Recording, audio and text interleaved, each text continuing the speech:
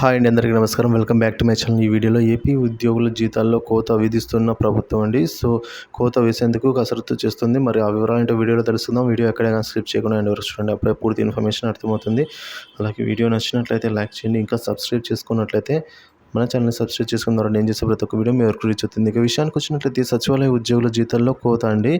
Biometric హాజరు పేరుతో సచివాలయ ఉద్యోగులపై చర్యలు తీసుకోవడానికి ప్రభుత్వం సిద్ధమైంది. రాష్ట్ర వ్యాప్తంగా 35-40% మంది ఉద్యోగులు బయోమెట్రిక్ను వేయడం లేదని గుర్తించిన ఉన్నతాధికారులు వీరి జీతాల్లో కోత వేసే ప్రక్రియను మొదలుపెట్టారు. వాస్తవంగా వీరిని ఎన్నికల ప్రక్రియలో భాగస్వాములు చేయడంతో ఎక్కువ క్షేత్రస్థాయిలో విధులు నిర్వహించారు వీరికి.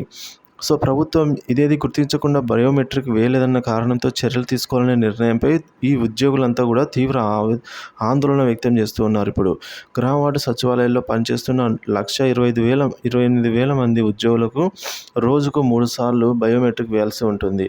అది ఎప్పుడెప్పుడంటే ఉదయం 10 గంటల లోపు, మధ్యాహ్నం 2:30 లోపు, సాయంత్రం 5 గంటల లోపు అయితే ఈ విధంగా హాజరు వేయవలసి ఉంటుంది ప్రతిరోజు 3 సార్లు కూడా.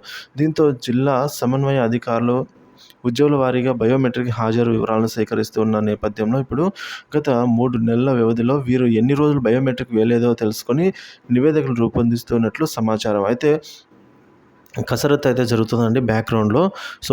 గత 3 నెలల సంబంధించిన హాజరు పట్టి మొత్తం తీసుకొని బయోమెట్రిక్ వేశారు లేదని చెప్పి దానిపై కోతకు సిద్ధంగా అయితే చేస్తూ ఉన్నారు. నివేదికలు రూపొందిస్తున్న సమాచారం. అయితే ఉద్యోగుల జీతాల్లో కోత విధించే విషయంలో ఇంకా నిర్ణయం తీసుకోలేదని, బయోమెట్రిక్ వేయకపోవడాన్ని తీవ్రంగా పరిగణిస్తూ అధికారులు చెప్పడం అయితే ఈ విధంగా గమనార్హం అయితే అంటున్నారు.